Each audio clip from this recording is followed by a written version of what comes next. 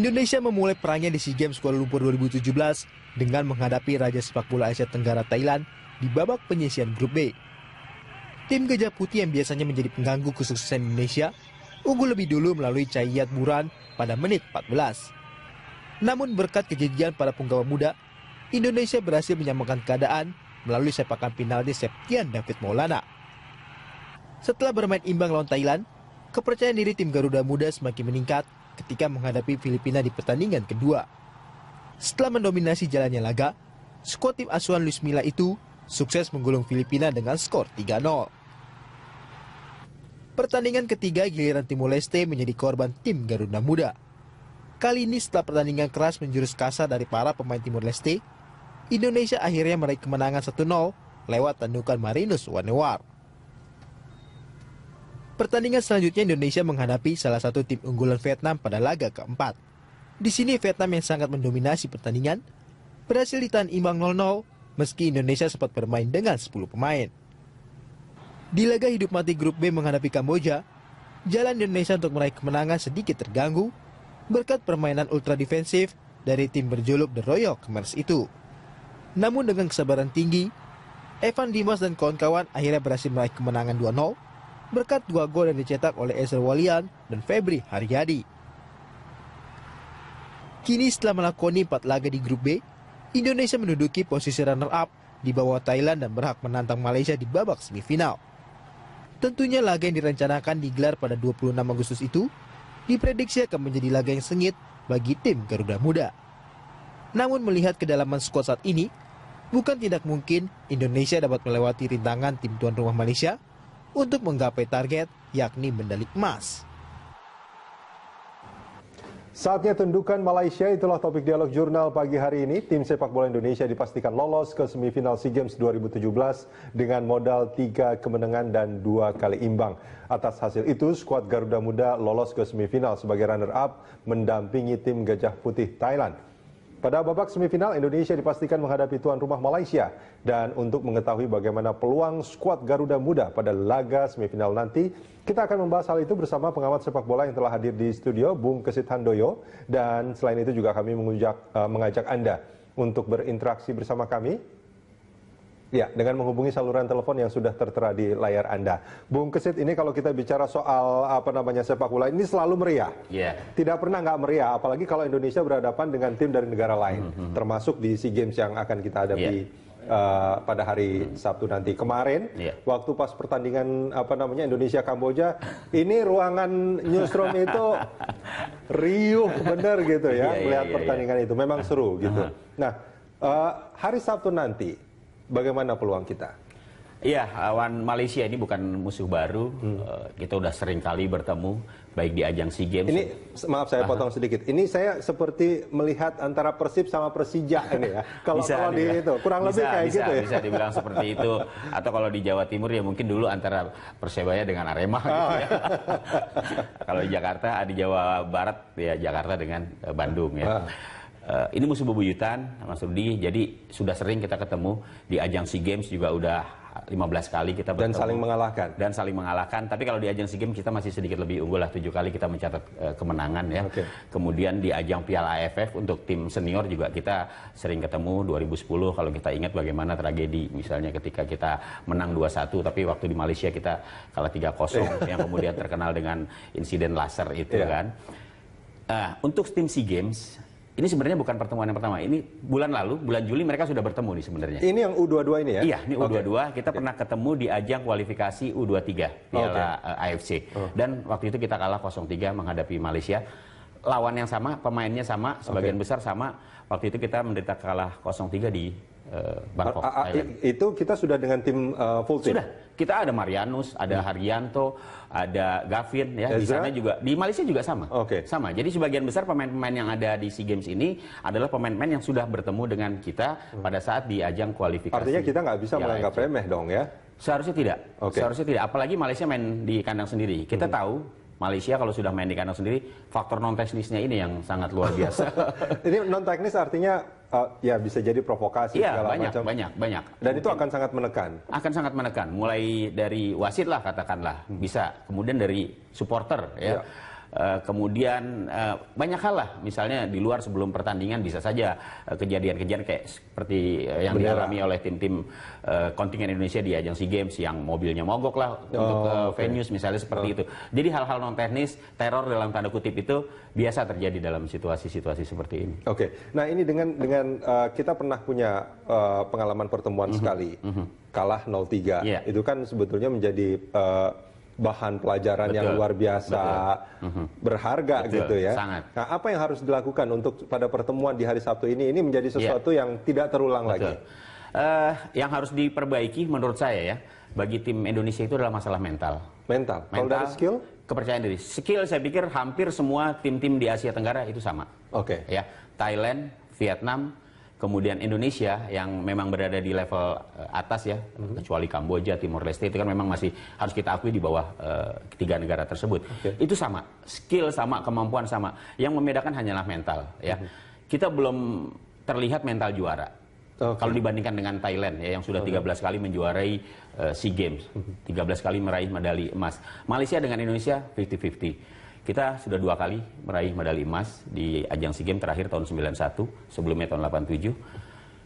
Malaysia 3 kali. Jadi sebenarnya beda-beda tipis. Kan hanya 3 negara saja sejak tahun 79 sampai sekarang yang berhasil meraih medali emas. Thailand, Indonesia. Di sepak bola ya? Di sepak bola. 91 itu kalau nggak salah Indonesia juga menjadi juara umum. Indonesia waktu itu ya menjadi juara umum dan juga menjadi peraih medali emas di Manila. Ya, artinya, itu terakhir kali. Ya artinya kan gini, pada saat itu mungkin olahraga kita itu luar biasa superior sekali gitu ya. Tapi setelah itu memang nampaknya khususnya di olahraga sepak bola ini. Iya, di sepak bola ketika 91 kita berhasil mengalahkan Thailand di ajang adu penalti ya. Setelah itu memang kita belum pernah lagi meraih medali emas. Walaupun kita pernah lolos di final tahun 97 di Jakarta, kita kalah lawan Thailand. Kemudian tahun 2011 kita juga gagal waktu itu di Jakarta. Lawannya juga Malaysia, Thailand. Setelah itu kita belum lagi. Ya, 2013 kita sukses juga ke final. Artinya berat dong kalau saat ini misalkan banyak masyarakat yang berharap bahwa di SEA Games kali ini apa namanya sejarah itu akan berubah gitu ya. Artinya memperbaiki sejarah yang dulu pernah kita raih, sekarang kita akan raih lagi, nampaknya agak susah. Agak susah. Kita harus realistis ya. Di tengah merosotnya dunia olahraga Indonesia, terutama khususnya juga sepak bola juga mengalami penurunan. Tapi kalau kita lihat dari situasi yang ada sekarang ini, sebenarnya sudah mulai muncul ya, perubahan-perubahan itu sudah mulai muncul. Kita lihat bagaimana penampilan. Tapi belum bisa dirasakan. Belum. Penampilan tim Indonesia juga mulai lebih variatif ya. Kita tahu dalam pertandingan di babak penyisihan menghadapi Thailand, Filipina, kemudian Timor Leste, Kamboja terakhir.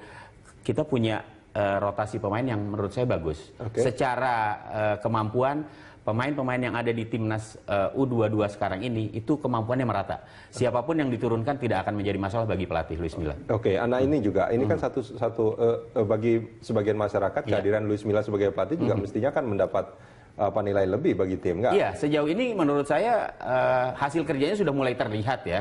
Walaupun di awal-awal kita sempat ragu, apalagi ketika kemarin di ajang kualifikasi Piala Asia U23, kita kan hanya menang sekali lawan Mongolia 7-0, tapi lawan Malaysia kita kalah, lawan Thailand kita kalah. Ini udah mulai ada keraguan nih, wah kok segini aja nih Luis Milla. Tapi setelah kita tampil di SEA Games, ini sudah mulai kelihatan lagi.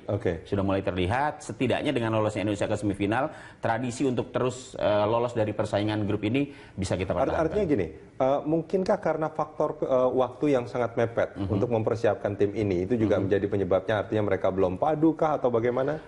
Masalah waktu ada, kemudian ada pengaruhnya juga ya.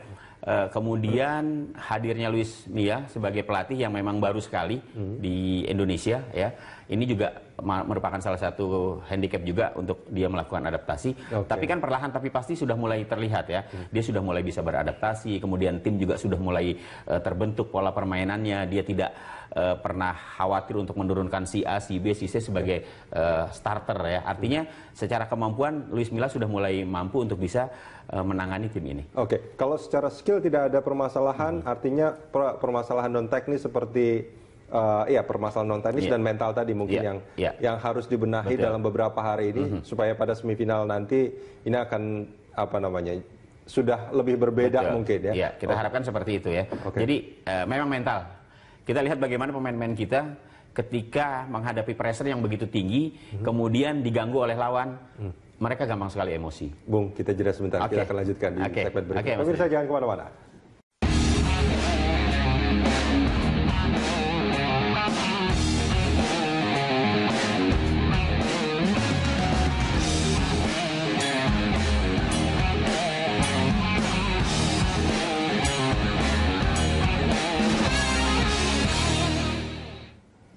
Saatnya tundukan Malaysia, dialog kita lanjutkan kembali, masih bersama Bung Kesit. Bung, ini kalau kita bicara soal Sabtu nanti melawan Malaysia, secara skill tadi Anda mengatakan bahwa sebetulnya untuk tingkat ASEAN ini kita seimbang gitu ya, berimbang. Tapi permasalahan mental dan teknis. Nah, dari kedua ini mana yang akan menjadi penentu menurut Anda? Dalam situasi yang sangat krusial, pertandingan menghadapi Malaysia di semifinal, saya lebih melihat masalah mental para pemain aja. Kenapa? Karena pressure pasti akan sangat tinggi ya pada saat menghadapi tim tuan rumah. Betul. Itu penontonnya akan begitu meludak. Apalagi di ajang SEA Games ini kita sudah dihebohkan dengan persoalan-persoalan misalnya bendera terbalik lah, kemudian ada protes-protes di ajang futsal misalnya, ya kan, di ajang sepak takraw. Yang ini mau nggak mau kan mengganggu psikologis para pemain ya. Ya kita berharap itu jangan sampai merembet di pemain-pemain sepak bola. Kemudian juga ketika ada rumor atau isu bahwa ketika kita menghadapi Timor Leste misalnya kita dirugikan sengaja gitu kan, karena ini ulahnya tuan rumah gitu kan.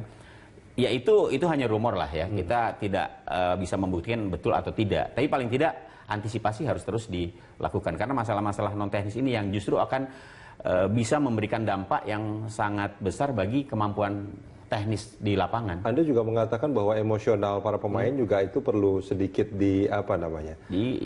kalau di luar negeri itu ada anger management ya. Iya. Harus ada yang selalu mengingatkan para pemain ya. Memang kalau di lapangan itu kapten. Ya, kapten harus bisa menjadi komandan di lapangan pada saat pemain-pemainnya atau rekan-rekannya katakanlah terpancing emosinya ya. Jangan kemudian kapten malah ikut terpengaruh dan ikut mencak-mencak di lapangan ya. Kayak kemarin Hansa Muyama misalnya. Akhirnya kan dia mendapat kartu kuning 2 kali karena sesuatu yang seharusnya tidak perlu dia lakukan sebagai kapten, misalnya protes berlebihan seperti itu. Nah, itu apa yang harus dilakukan? Kalau misalkan kapten saja misalkan ikut menjadi yang namanya mungkin tekanan kan luar biasa gitu ya. Ada nggak mungkin official yang mungkin pelatih misalkan yang juga harusnya mengingatkan kembali kepada para pemain bahwa emosi itu nggak akan memberikan keuntungan apapun sebetulnya. Iya, memang itu tugas pelatih ya. Tapi biasanya di dalam tim juga ada psikolognya yang ikut memberikan arahan kepada para pemain pada saat pressure mereka begitu tinggi, apa yang harus dilakukan. Saya pikir peran dari psikolog ini juga sangat penting di dalam tim ya. Pelatih juga menjadi faktor penentu juga ketika para pemain kemudian mengalami hal-hal yang seharusnya tidak dia lakukan di lapangan. Nah itu dari tim kita, Bung Kesit. Tapi kalau kita melihat dari lawan sendiri, dari Malaysia, saya yakin bahwa tidak ada yang sempurna gitu. Mestinya pasti akan ada celah di sana. Nah, menurut Anda, apa yang bisa dijadikan peluang bagi Indonesia untuk bisa meraih kemenangan dengan memanfaatkan celah-celah itu? Iya, secara teknis kita sama dengan Malaysia. Nah, kemudian dari faktor-faktor non teknis seperti yang kita katakan tadi, bahwa faktor mental ya, pada saat menghadapi semifinal ini sebenarnya lebih seru dibandingkan dengan final ya. Pertandingan semifinal itu selalu lebih seru dibandingkan final, karena ketika kita lolos ke final ya udah mau juara mau enggak itu nanti yang penting kita udah final. Betul, yang penting kita udah maju ke final. Nah, karena itu nggak heran kalau pertandingan semifinal itu memang jauh lebih bergengsi gitu ya, jauh lebih seru ya. Jadi saya pikir yang harus dilakukan oleh tim Indonesia adalah tetap dengan rasa percaya diri yang tinggi, kemudian jangan mudah terpancing emosinya, karena bisa saja Malaysia merusak itu di lapangan ya, seperti halnya di tim senior kita di Piala AFF misalnya kan, kita diganggu terus sampai akhirnya kita emosi. Ketika para pemain sudah emosi, ini akan hilang kontrol, kemudian permainan juga menjadi kacau balau. Nah itu dia, artinya kalau dari segi strategi sendiri, Bung Kesit, apa yang harusnya diterapkan oleh strategi? Saya kira pola yang selalu dilakukan oleh Luis Milla dengan formasi yang selama ini di ajang penyisian grup ya. Dia kadang-kadang suka pakai 4-2-3-1 ya. 4 itu ada Hansa Muyama, kemudian ada Iputu Gede, ada Guan Aswin juga. Kemudian juga di 2 itu bisa Hanif Syahbandi. kalau dia sudah bisa dimainkan. Kemudian juga ada Evan Dimas atau Muhammad Hargianto. Di 3 lini kedua ada Febri yang kemarin mencetak gol, kemudian ada Sadil Ramdhani yang juga pernah mencetak gol, ada juga Osvaldo Hai, ya, ada Yabes Roni, banyak pilihannya. Nah, di depan karena Marianus tidak bisa tampil karena kemarin terkena kartu kuning, ada Ezra Walian. Yang saya pikir setelah dia kemarin sukses mencetak gol sebagai pembuka kemenangan pada saat menghadapi Kamboja, ini akan menambah motivasi kepercayaan dia. Diri dia juga pasti akan, saya pikir akan naik, dia bisa saja menjadi pilihan Luis Milla untuk kembali ditempatkan sebagai striker. Itu untuk tim utamanya, artinya sebagai starter gitu. Nah, untuk cadangannya sendiri, apakah ini sebetulnya secara skill juga mereka itu nggak jauh berbeda? Nggak jauh berbeda. Artinya kita punya pilihan banyak. Punya pilihan banyak. Makanya saya bilang Luis Milla beruntung karena pemain-pemain yang dia turunkan ini punya skill dan kemampuan yang sama. Kalau kita ikuti dari pertandingan menghadapi Thailand misalnya, kemudian pada saat kita menghadapi pertandingan kedua, itu juga berubah. Menghadapi Thailand. Kemudian pada saat menghadapi Vietnam berubah lagi. Menghadapi Timor Leste juga berubah. Jadi pilihan-pilihan bagi Luis Milla ini sangat memungkinkan ya. Jadi siapapun yang turun, penjaga gawang lah misalnya. Ketika Satria Tama kemarin ditampilkan menghadapi Vietnam, dia tampil luar biasa. Ketika dia cedera, kemudian Aji Kartika dimasukkan, Aji Kartika juga ternyata tampil luar biasa mengamankan beberapa peluang yang dimiliki oleh Vietnam. Jadi ini membuat kita sedikit tenang gitu, sedikit yakin bahwa siapapun yang diturunkan mereka tidak akan turun artinya. Iya, tidak akan menurunkan performa Indonesia. Bung, kita jeda sebentar. Kita akan lanjutkan di segmen berikut. Pemirsa jangan kemana-mana, dialog masih akan kembali usai jeda.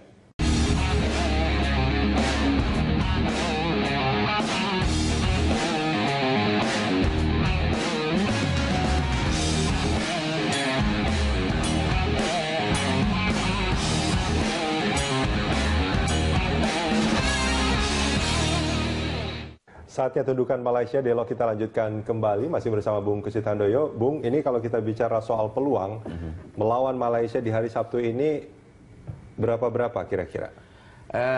Saya menilai peluang kita 50-50. 50-50. Kenapa? Ya pertama karena Malaysia adalah tuan rumah ya. Kemudian kalau kita lihat kiprah mereka di persaingan grup A, Malaysia tidak pernah terkalahkan. Mereka sukses menaklukkan Myanmar, kemudian Laos ya.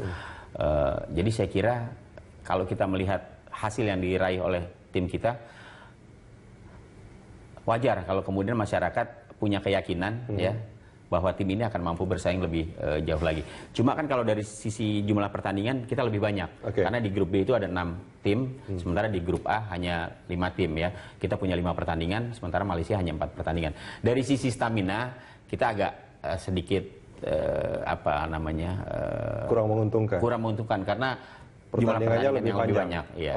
Nah, tapi pertanyaannya kemudian, kalau dikatakan tadi bahwa mental kita itu mungkin dari segi emosi mungkin yang dimaksud ya, itu yang mungkin harus dijaga agar lebih konsisten dan lebih terjaga. Tapi kalau dari segi ini, keinginan untuk menang itu sebetulnya tim itu kelihatan ini nggak sih sebetulnya? Harusnya, kita pengen menang betul, gitu. Harusnya itu muncul ya. Dan ini terlihat sebenarnya. Di tim ini juga keinginan untuk menangnya sangat besar ya. Kita lihat bagaimana kemudian para pemain tampil begitu garang, begitu agresif. Cuma sayangnya memang tidak diimbangi dengan ketidaksabaran. Gitu. Jadi kadang-kadang ketika kayak kemarin lah misalnya menghadapi Kamboja, kita kan tampil luar biasa ofensif, tapi ada kesan terburu-buru, pengen buru-buru cetak gol gitu ya, sehingga tidak lagi melihat bagaimana kemudian bermain lebih kreatif gitu ya. Baru di babak kedua setelah Kamboja bermain 10 orang baru kita bisa cetak gol kan begitu. Jadi masalah kesabaran ini juga menjadi penting, ketenangan, kemudian rasa percaya diri, dan satu hal lagi jangan pernah menganggap remeh lawan ya. Jadi itu yang harus menjadi kunci bagi pemain-pemain Indonesia, jangan terpancing emosi. Melawan Malaysia saya pikir pasti mereka akan diteror. Diteror seperti apa? Oh, artinya tim kita? Tim kita akan mendapatkan banyak teror ya. Baik di lapangan maupun di luar lapangan. Jadi ini ya juga harus menjadi satu perhatian, jangan kemudian kita mudah terpancing. Artinya gini, ini kalau tim ini bisa menang di hari Sabtu ini melawan Malaysia dengan begitu banyaknya tekanan, ini kan berarti sangat luar biasa. Sangat luar biasa. Betul. Dan ini akan menjadi motivasi yang besar sekali sebetulnya untuk pertandingan final nanti. Iya. Kita harapkan kita bisa mengatasi Malaysia, ya. Kemudian kita bisa lolos ke final. Di final siapapun lawan yang akan dihadapi, kalau kita lihat dari pertemuan antara Myanmar dengan Thailand, peluang terbesar memang menurut saya Thailand akan lebih unggul ya? untuk bisa lolos ke final, dan kita akan kembali bertemu di final melawan Thailand. Hasil imbang 1-1 di grup A, di grup B pada saat Indonesia menghadapi Thailand, saya pikir itu bisa menjadi modal yang bagus juga untuk Indonesia apabila lolos ke final dan menghadapi Thailand. Nah ini kalau kita melihat di SEA Games ini nampaknya untuk menjadi juara umum itu agak sulit. Iya, gitu. Malaysia sudah 50-an kalau nggak salah. Iya.